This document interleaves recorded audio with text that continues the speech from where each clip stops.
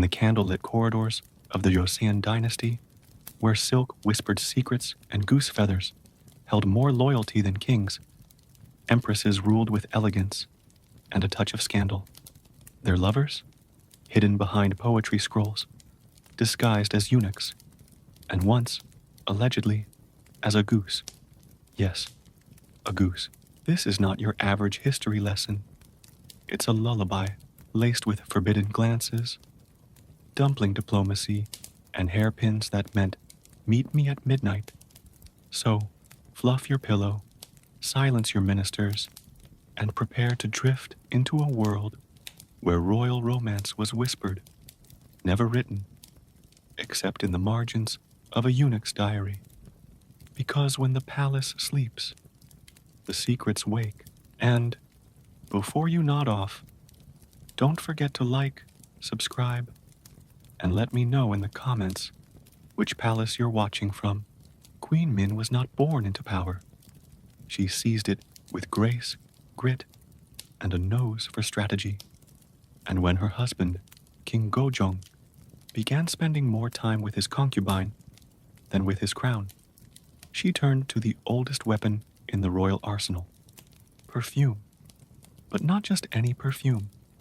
This was no delicate floral mist or subtle citrus spritz. No, Queen Min commissioned a scent so potent, so legendary, it could allegedly seduce a monk, distract a minister, and revive a goose from emotional trauma. The ingredients were sourced from every corner of the kingdom: deer scent glands, fox reproductive bits, crushed lotus petals, tiger musk, powdered amber, and a dash of ginseng. The royal apothecary fainted twice while mixing it. The final product was named Moonlight Desire. The palace staff called it emergency ventilation. She wore it to court for the first time on a Tuesday, a day traditionally reserved for quiet diplomacy and fermented radish tastings. Ministers entered the throne room and immediately began blinking, coughing, and reevaluating their life choices. One eunuch claimed he saw visions of his childhood. Another tried to confess to a crime he hadn't committed. King Gojong, seated on his lacquered throne, sniffed the air and asked, "Did someone spill soup?" Queen Min smiled. "It's my new fragrance, Your Majesty. Do you like it?" He nodded politely, then turned to Li Guiyin, who was fanning herself with a dumpling menu. Undeterred, Queen Min escalated. She added crushed pearls and a rare orchid that bloomed only once every 7 years. She wore the scent during tea ceremonies, poetry readings, and even while inspecting the royal goose, Gak, who honked twice and waddled away in a daze. But the perfume was only part of her plan. Queen Min understood that seduction was not just about scent. It was about presence. She began wearing handbucks in shades of midnight blue and plum wine, embroidered with phoenixes and cryptic poetry. Her hairpins grew longer, sharper, and more symbolic. One pin featured a tiny golden goose holding a scroll. No one dared ask what it meant. She hosted salons in her private chamber, inviting scholars, musicians, and one particularly handsome calligrapher named Seo Jin. He had a voice like velvet and fingers that danced across rice paper. His poems often ended with lines like, "The moon envies your gaze," and "Even silence bows to your footsteps." Gojong, meanwhile, was busy learning to play the gyeogyum from Li Guiyin. He practiced scales while she fed him dumplings shaped like clouds. The palace began to split into two factions, Team Dumpling and Team Perfume. The goose remained neutral. One evening, Queen Min invited Seo Jin to read a poem during a moonlit garden stroll. The poem was titled Scent of Sovereignty. It described a woman whose fragrance could command armies and silence thunder. As he read, the Empress leaned closer. The air shimmered with perfume and possibility. A servant watching from behind a tree sneezed. The moment was lost. Still, the Empress was undeterred. She began writing her own verses, slipping them into scrolls and hiding them beneath teacups. One scroll read, "If scent is memory, let mine linger on your breath." Another read, "The king may chase geese, but I chase eternity." The palace buzzed with speculation. Was the Empress in love with Seojin? Was the perfume a coded message? Did the goose understand poetry? One minister suggested banning perfume from court. He was reassigned to goose maintenance. Eventually, Gojong noticed. Not the scent, he had grown nose-blind, but the attention. He summoned Queen Min and asked, "Why do you smell like a forest in love?" She replied, "Because I am a queen in bloom." He blinked. She bowed. The goose honked. And so, Queen Min's scented seduction became legend, not because it won back her husband's heart, but because it reminded the palace who truly held power. She was not just a wife. She was a strategist, a poet, and a woman whose perfume could rewrite history. The scent lingered for days after she left a room. Ministers claimed they could smell ambition. Eunuchs swore they heard poetry in the air. The goose developed a mild rash, but Queen Min remained radiant, mysterious, and utterly unforgettable. Lady Hua was elegance incarnate. She glided through the palace like a breeze scented with plum blossoms, her hanbok always perfectly pressed, her voice low and melodic, almost suspiciously so. She was Queen Min's favorite attendant, always nearby, always whispering poetry, always pouring tea with a flourish that made ministers blush and eunuchs drop trays. Her presence was magnetic, her gaze lingering just a second too long. Rumors bloomed like spring magnolias. "She's too tall," whispered one court lady. "Her hands are too rough," murmured another. "She quoted Confucius with a wink," said a third, scandalized.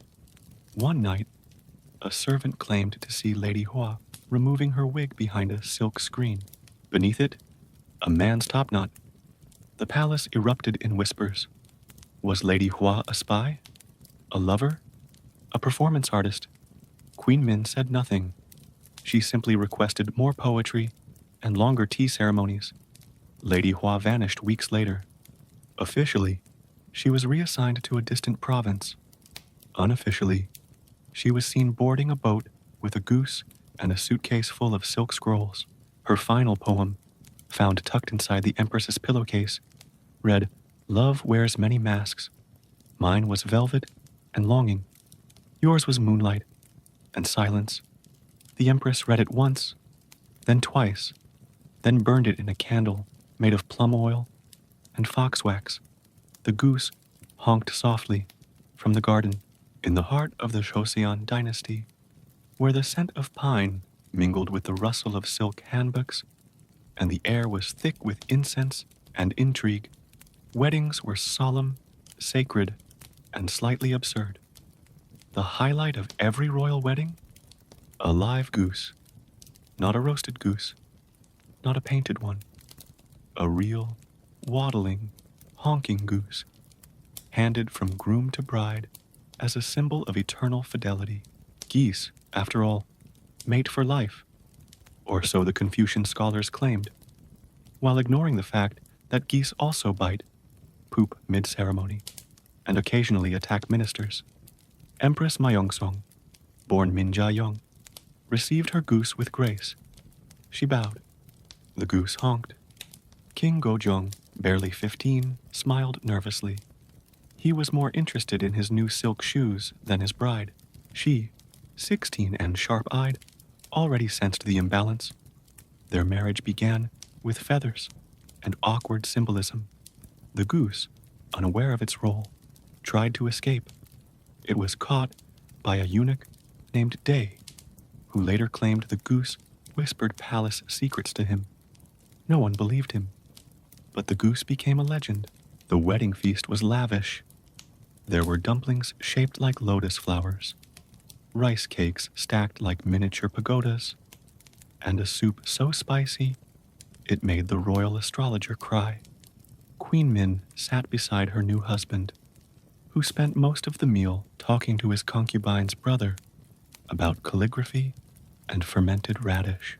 By the end of the evening, the Empress had memorized the seating chart, the gossip flow, and the exact moment her husband's eyes wandered toward Lady Li Guiyin, the concubine in waiting, with a voice like honey and a dumpling recipe that could start wars. Within months, Gojong's affections drifted. He spent long evenings with Li Guiyin, who played the gayagayam and fed him dumplings shaped like hearts. Queen Min, left alone, began cultivating her own court, one filled with poets, musicians, and suspiciously handsome eunuchs. Rumors spread like wildfire through the palace corridors. Was the Empress lonely? Was she in love with her poetry tutor? Did the goose witness a midnight rendezvous in the garden? Historians disagree. The goose, sadly, left no diary, but the palace servants whispered of moonlit strolls, of silk sleeves brushing against forbidden hands, of poems exchanged beneath cherry trees. One eunuch claimed he saw the Empress drop a hairpin near the lotus pond, only for a masked figure to retrieve it and kiss her hand. The eunuch was reassigned to goose duty the next day. The goose, now named Gak, became a fixture in palace life. It waddled through meetings, honked during ceremonies, and once bit a minister who suggested reducing the Empress's budget. Queen Min promoted the goose to symbol of royal tenacity. It received a medal. It ate it. Got was given a private pond, a silk-lined nest, and a personal rice cake chef. It was said that the goose could recognize the Empress's footsteps and would honk twice in greeting. Some believed it was trained. Others believed it was in love. One spring morning, Gojong chased Gak across the courtyard. The goose had stolen his rice cake. The Empress watched from her chamber, sipping tea and plotting revenge. The goose zigzagged. Gojong stumbled. Ministers pretended not to notice. The chase lasted 7 minutes. The goose won. Later that day, Gojong visited Li Guiyin. She fed him dumplings and massaged his bruised ego. Queen Min summoned her poetry tutor for a private reading. The palace was a stage. The actors wore silk. The goose, now a legend, waddled into history. And so began the reign of Empress Myeongsong, not just as queen, but as strategist, seductress, and silent rebel. Her lovers may have been secret, but her power was not. She ruled with elegance, wit, and a goose that knew too much. Spring arrived in the palace, with cherry blossoms, ceremonial fan dances, and the annual migration of royal boredom.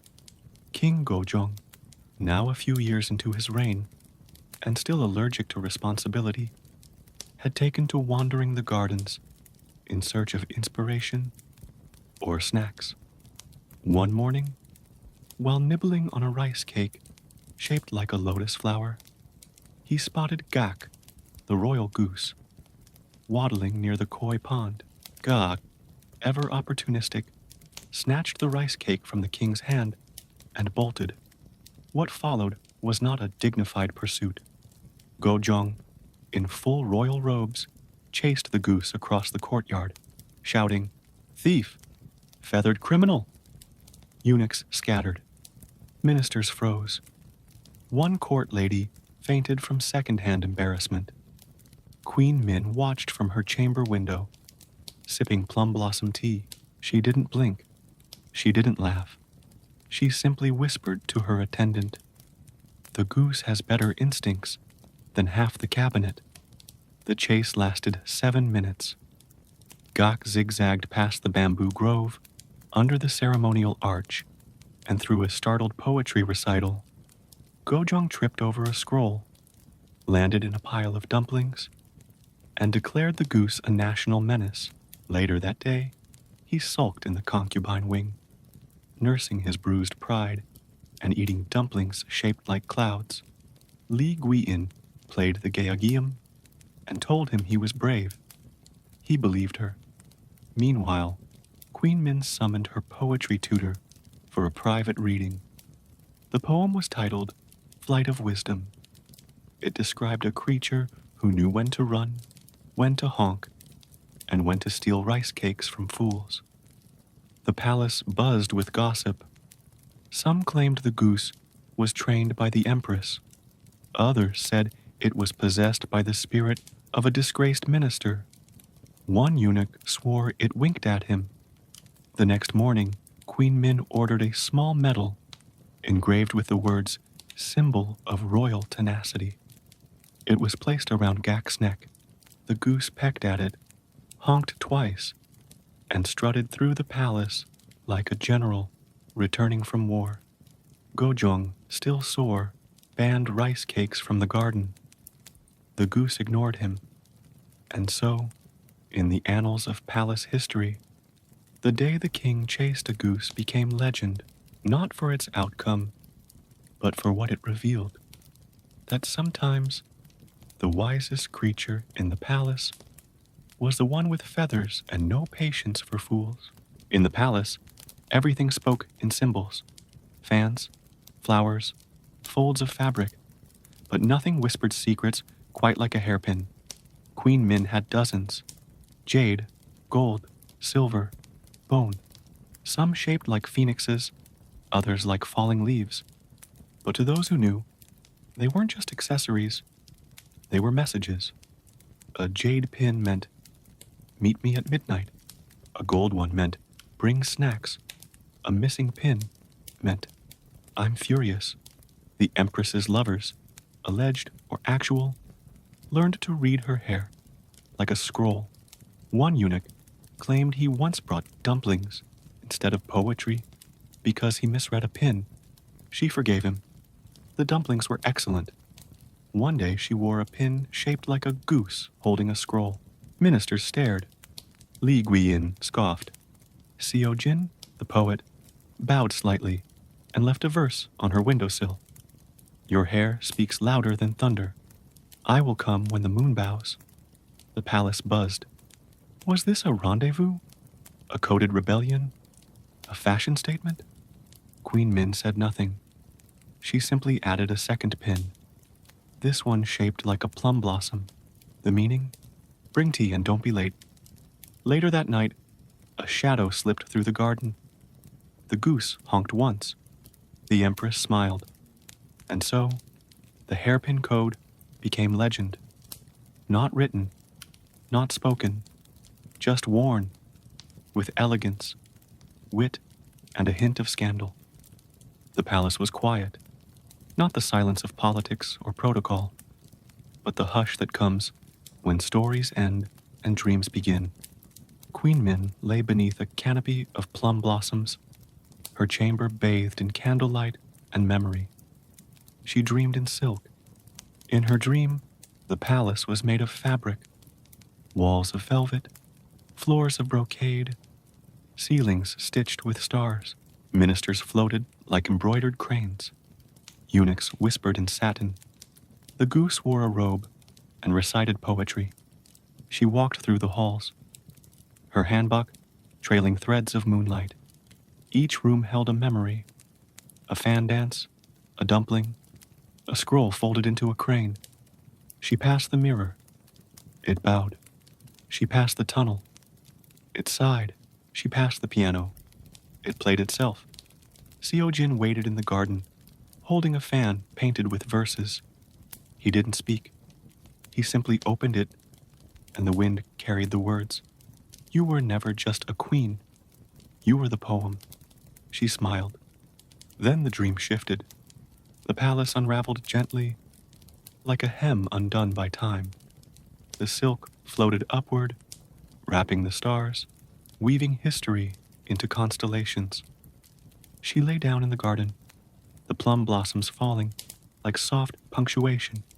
Gok waddled beside her, curled up, and honked once, quietly, reverently.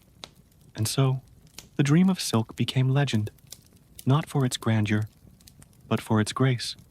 It was the final chapter, the last verse, the closing fan. The empress slept. The palace exhaled.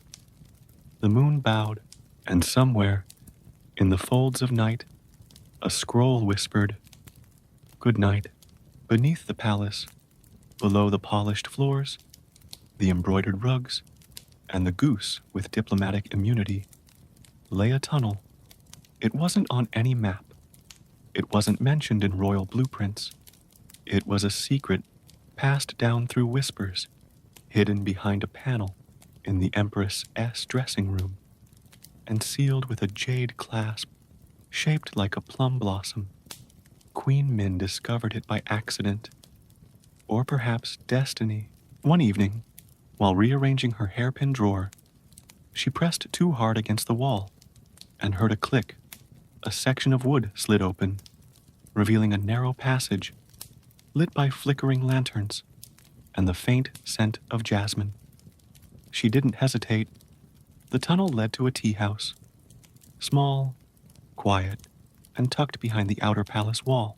It was run by an elderly woman named Nari, who claimed to be 103 and brewed tea strong enough to make ministers confess their childhood crushes.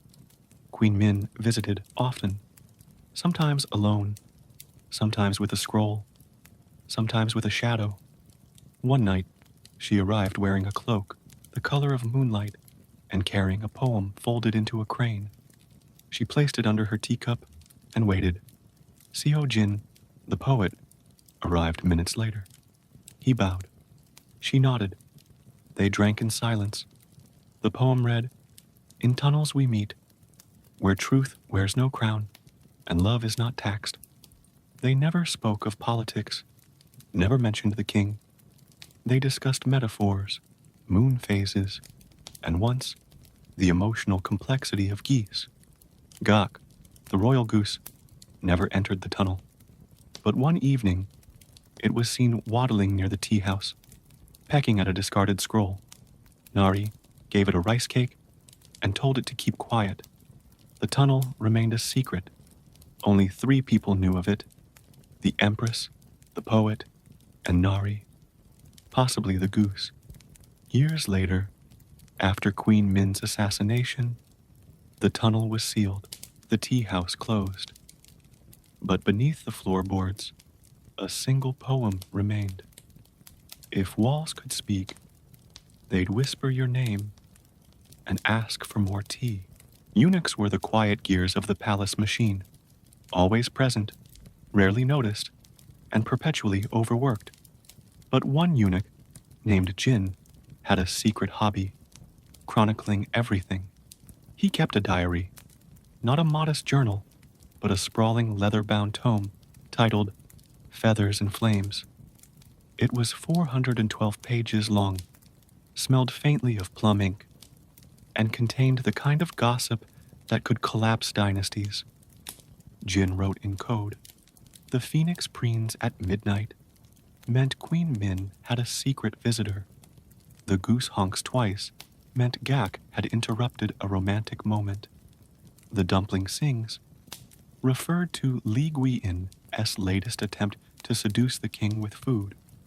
He wrote about hairpins, poetry scrolls, tunnel rendezvous, and once, a scandal involving a misplaced fan and a minister's shoe. He never named names, just symbols, but everyone knew. One entry read, "Moonlight met whisper in the garden. Tea was poured. Silence was loud. The goose watched. It understands too much." Another, "The plum blossom stew failed. The dumpling rains. The phoenix plots." Jin hid the diary beneath a loose floorboard in the laundry chamber. He claimed it was protected by a spell. In reality, it was guarded by a very territorial squirrel named Bok. Queen Min discovered the diary one winter morning while searching for a misplaced scroll. She read 3 pages, smiled, and left a poem in its place. Truth wears robes of fiction, but fiction always bows to truth. Jin found the poem and added it to the diary. He titled the chapter Velvet Shadows. Years later, after Queen Min's death, the diary was found by a historian who mistook it for a cookbook.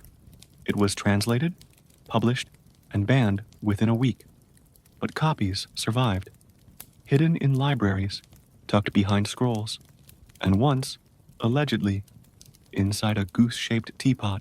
And so, the eunuch's diary became legend, not for its accuracy, but for its poetry, its wit, and its unwavering loyalty to the empress who ruled with elegance, mystery, and just enough scandal to keep history awake. The royal bathhouse was a sanctuary of steam, silence, and scandal. Built from polished stone and perfumed cedar, it was reserved for royalty and select attendants. Pools shimmered under lantern light. Steam curled like gossip, and somewhere between the eucalyptus and the rose oil, secrets soaked into the walls. Queen Min preferred the bathhouse at night. When the palace slept, she slipped into the warm waters, her hair unpinned, her thoughts unguarded. It was the only place she could truly breathe. One evening, she found a scroll tucked inside her towel. It was folded into a crane and smelled faintly of ink and longing. Steam hides nothing. I see you even when the moon turns away. She smiled. Seo Jin. She placed the scroll on the edge of the pool and whispered, Then come. Minutes later, a shadow appeared behind the screen. No footsteps, just presence. The steam thickened. The silence deepened. They didn't speak. They didn't touch. But the air between them pulsed with poetry. Outside, the goose waddled past the entrance, honked once, and kept walking. The next morning, the bathhouse attendants found a second scroll. This one, written in water-resistant ink and tucked beneath a soap dish. If heat is truth, then I have burned for you. Queen Min said nothing, but she ordered the bathhouse cleaned with plum blossom oil and had a new screen installed, one etched with cranes and clouds. The ministers never knew. The eunuchs suspected. The goose refused to comment. And so, the bathhouse became legend, not for its luxury, but for the rendezvous that left no footprints, only steam and verses that refused to cool. Autumn crept into the palace like a sigh. Leaves turned the color of old secrets. The wind carried whispers, and Queen Min, wrapped in plum silk, sat at her writing desk beneath a flickering lantern, composing what she knew would be her final letter. She didn't rush.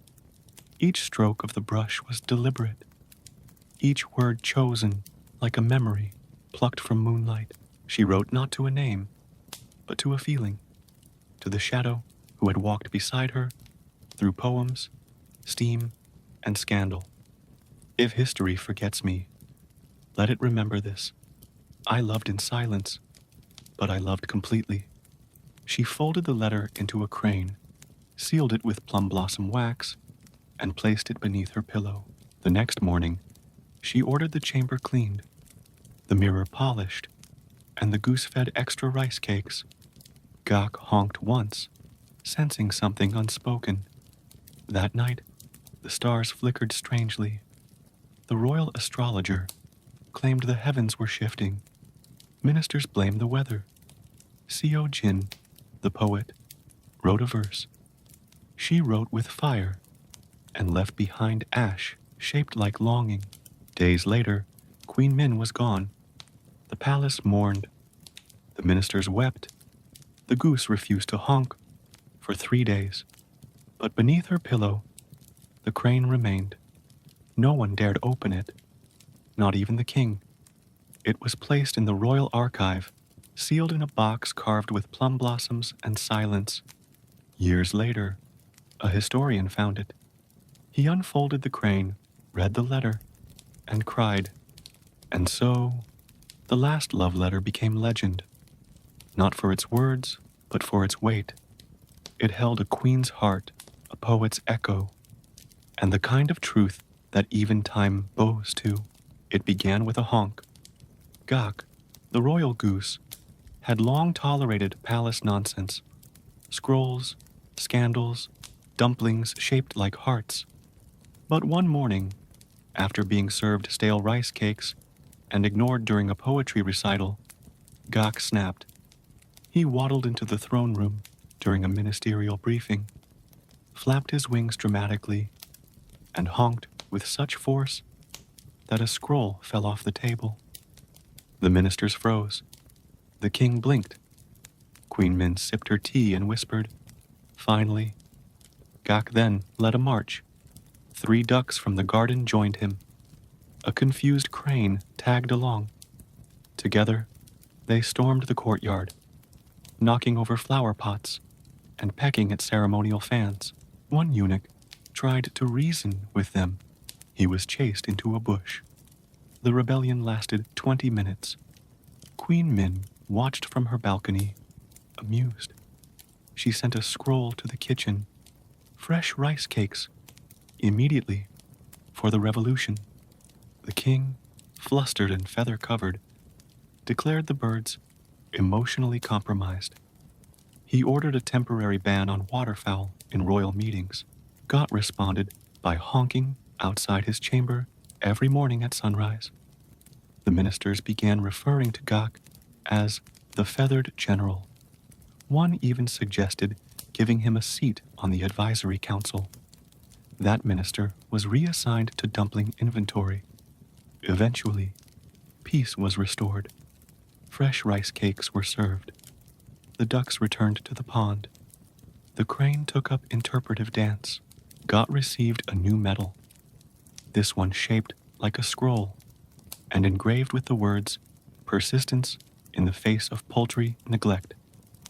Queen Min placed it around his neck herself, and so the Goose Rebellion became legend, not for its duration, but for its message, that even in a palace of power, sometimes the loudest truth comes with feathers. The royal garden was a place of curated serenity, stone paths winding through plum trees, koi ponds reflecting moonlight, and benches carved with dragons that looked mildly disappointed in everything. But tucked behind a wall of peonies and bamboo was a smaller, secret garden. It wasn't on any map. It didn't appear in palace tours. Only Queen Min and a select few knew it existed. And in that garden lived a poet. His name was Joseon, though most referred to him simply as the Whisper. He had arrived at court under the guise of a calligraphy tutor, but his verses quickly earned him a different reputation.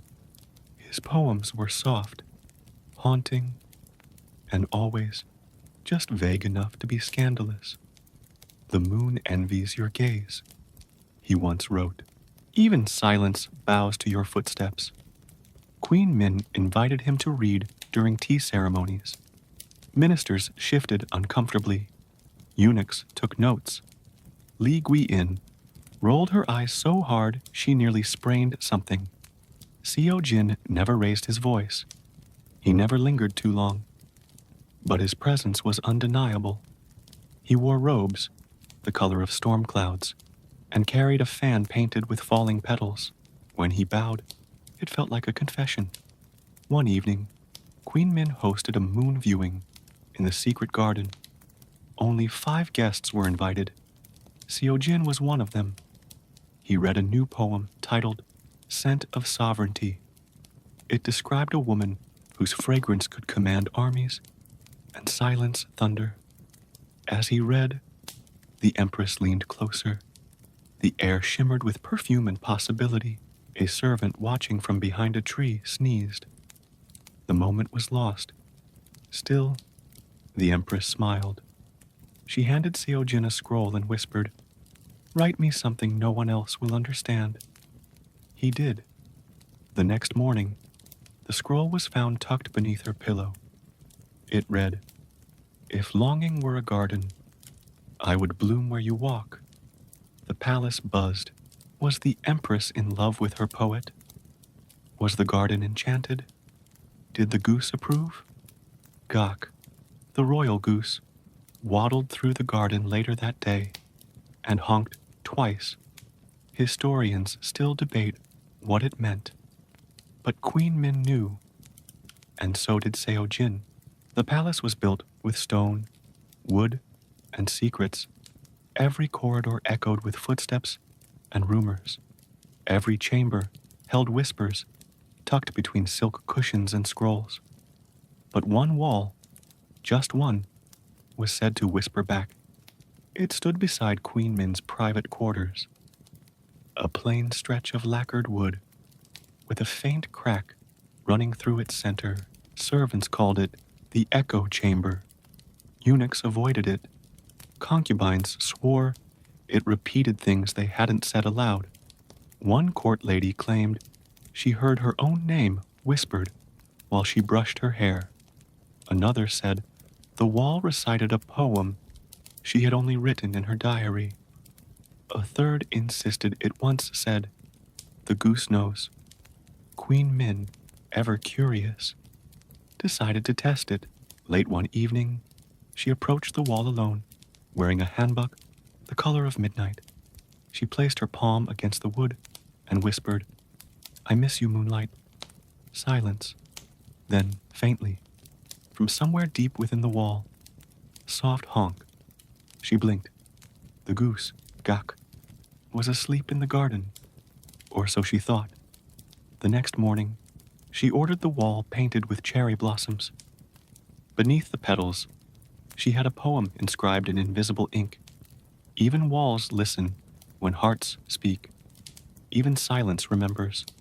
From that day on, the wall became a confidant. She whispered to it often, frustrations, dreams, verses too bold for paper. Sometimes it answered with echoes, sometimes with goose noises.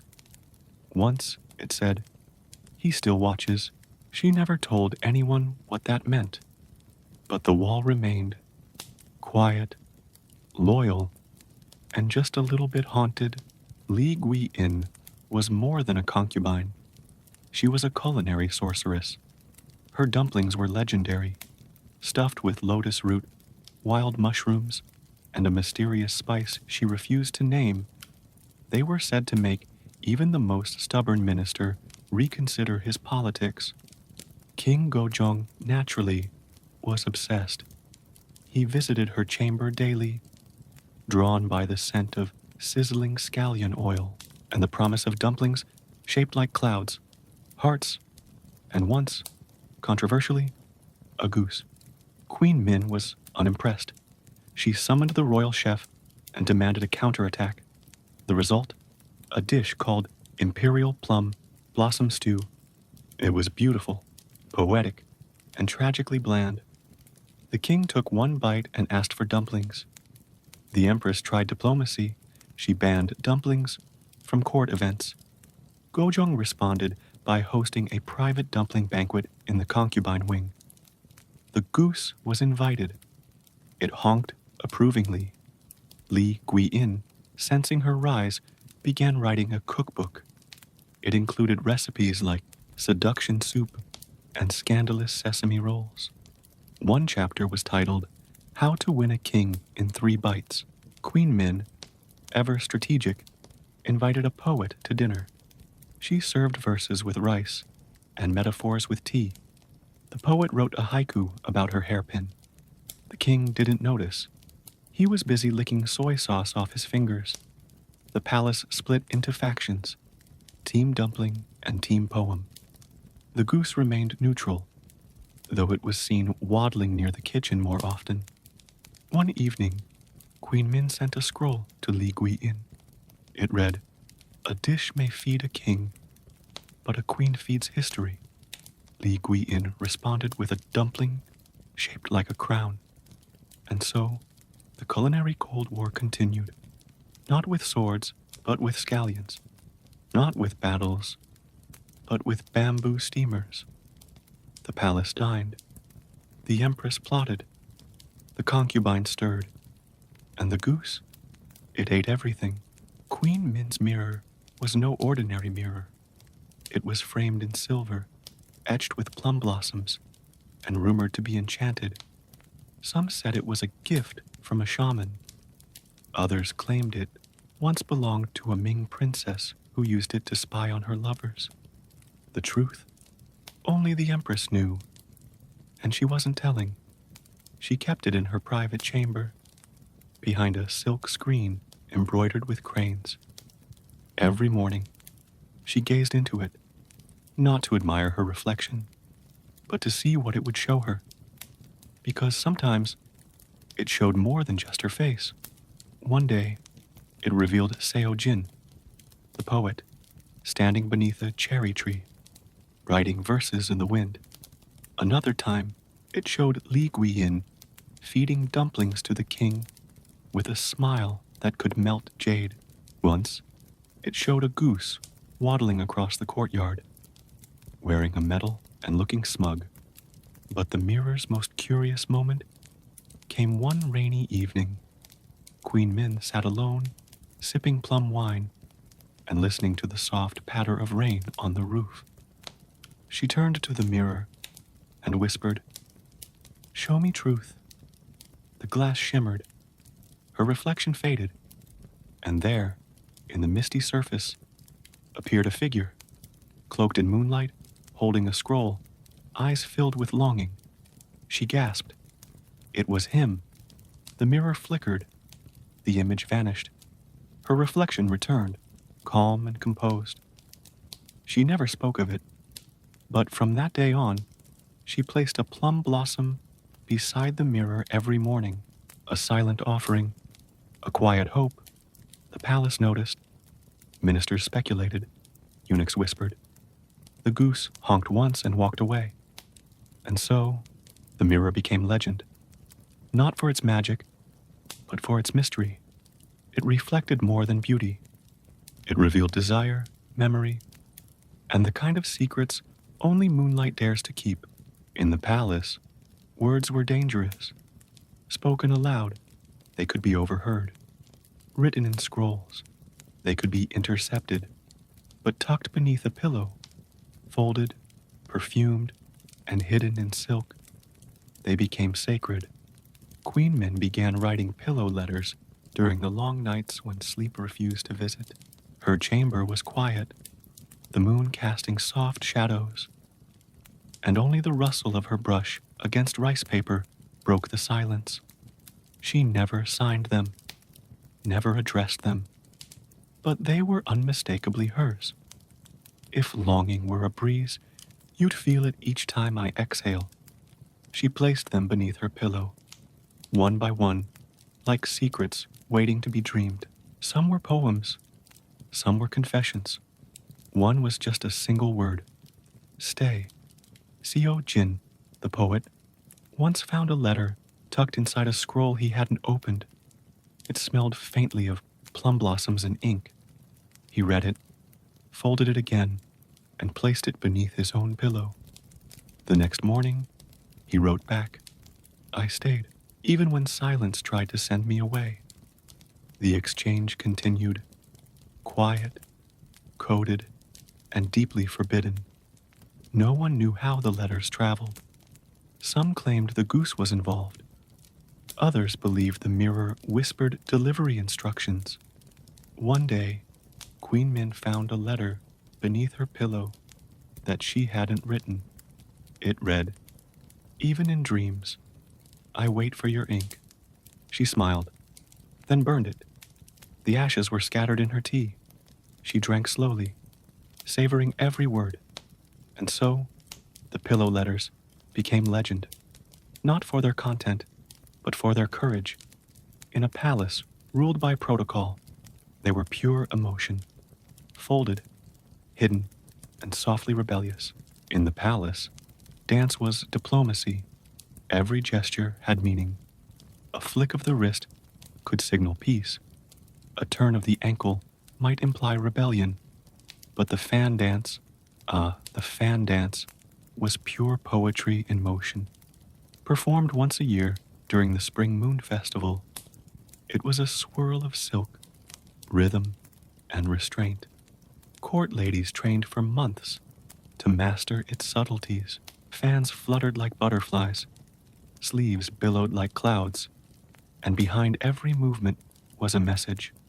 Queen Min, ever the strategist, decided to choreograph her own version. She called it Whispers in Plum. It was slower, softer, and, according to one horrified minister, dangerously suggestive. The fans moved like lovers in hiding. The dancers mirrored each other with uncanny intimacy. One sequence involved two performers circling each other, never touching, always yearning. The king clapped politely. Li Guiyin sulked. Seo Jin, the poet, watched with a gaze that lingered too long. After the performance, Queen Min handed him a fan. It was painted with a single line, "Even wind carries longing." He bowed. She smiled. The goose honked once and waddled away. The next morning, the dance was banned. Officially, it was deemed too abstract. Unofficially, it had stirred emotions the palace wasn't ready to name. Ministers feared it would inspire rebellion. Eunuchs feared it would inspire poetry. The goose feared nothing. But copies of the choreography survived, scribbled in diaries, whispered in hallways, and once performed in secret by a group of rebellious court ladies who called themselves the Plum Shadows. Years later, the dance resurfaced in a traveling theater troupe. It was renamed Moonlight and Feathers. Audiences wept.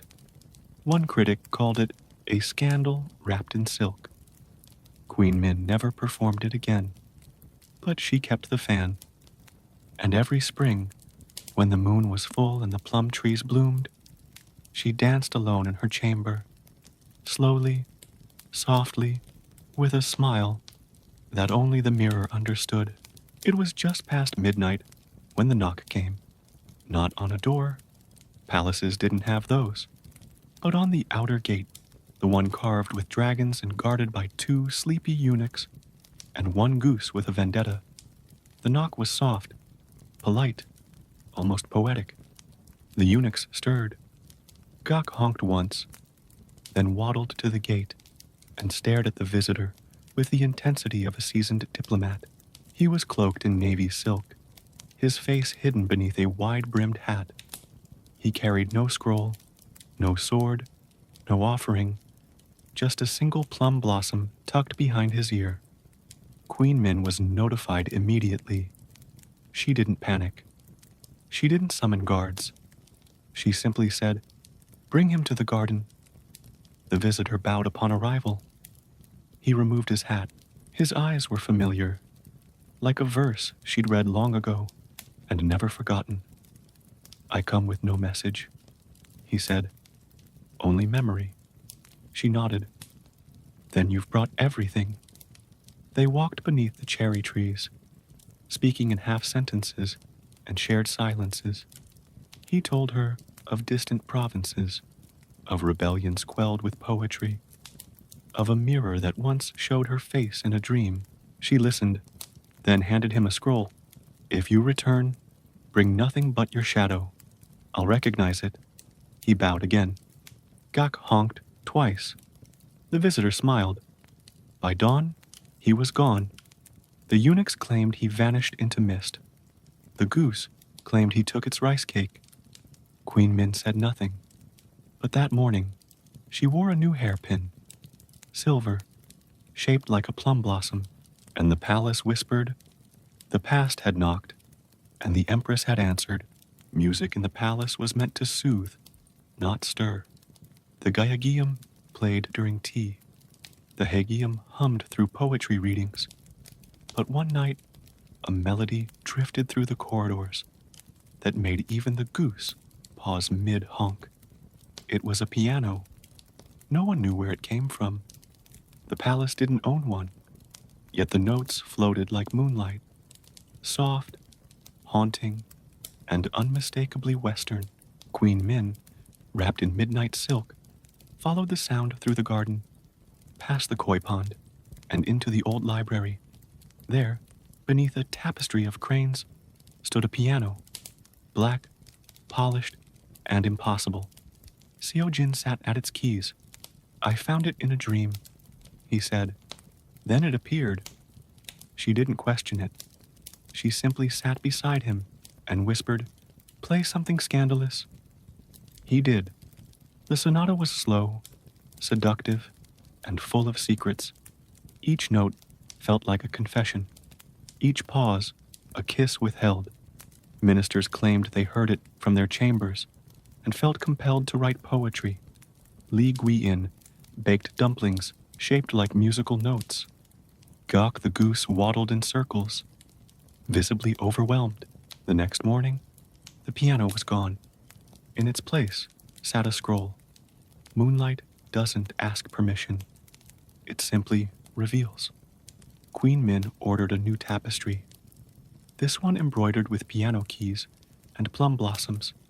She placed it in her chamber, above the mirror that once showed her dreams. The palace buzzed. Was it magic? Madness? A metaphor? No one knew.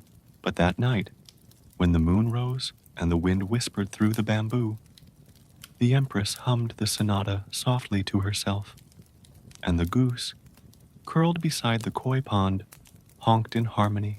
Gok had seen things, not just rice cakes and fan dances, but secrets, real ones, the kind whispered behind screens, folded into scrolls, and embroidered into sleeves. He had waddled through midnight rendezvous, honked during forbidden poetry readings, and once pecked at a coded dumpling meant for the king. The palace called him the goose, but in certain circles, he was known as the witness. One evening, Gok was found perched on the empress's balcony, staring into the moonlight with the intensity of a philosopher. A scroll lay beside him. It read, he honks at lies. He waddles toward truth. Queen Min picked it up, read it twice, and fed him a plum blossom. Rumors spread. Had the goose been trained by spies? Was he a reincarnated minister? Did he understand poetry? One eunuch swore. Gak nodded during a haiku recital. Another claimed he arranged pebbles into the shape of a fan. A third said he saw Gak peck a scroll, then honk 3 times, clearly a warning. The ministers grew nervous. They began holding meetings indoors. Li Guiyin started locking her dumpling recipes. Seo Jin, the poet, wrote a verse. Feathers guard the truth. Be careful what you drop. One night, Gok vanished. The palace panicked. Search parties were formed. Rice cakes were offered. The koi pond was interrogated. 3 days later, he returned, wearing a new medal shaped like a quill. No one asked where he'd been, but Queen Min placed a scroll on her mirror. Even silence has wings. And so, Gok became legend, not just as a goose, but as a guardian, a feathered archivist, a waddling witness to love, scandal, and the kind of truth only moonlight dares to reveal.